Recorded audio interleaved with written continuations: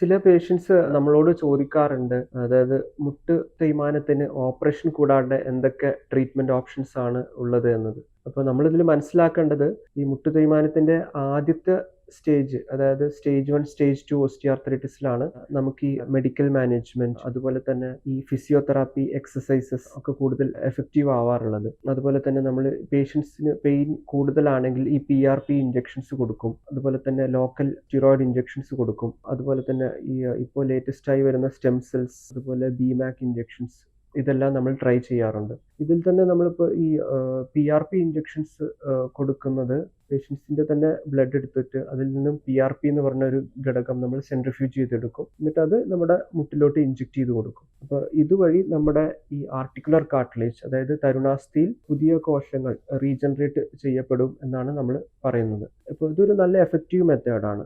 അതുപോലെ തന്നെ ഫിസിയോതെറാപ്പിയിൽ ഈ ക്വാഡ്രിസെപ്സ് ഹാംസ്ട്രിങ് സ്ട്രെങ്തനിങ് എക്സസൈസ്, അതുപോലെ തന്നെ ഈ ഫിസിയോതെറാപ്പിയിൽ പെയിൻ കുറക്കാനുള്ള കുറേ മൊഡാലിറ്റീസ് ഉണ്ട്. ഇതും ഇന്ന് വളരെ എഫക്റ്റീവായിട്ട് നമുക്ക് ട്രൈ ചെയ്യാവുന്നതാണ്.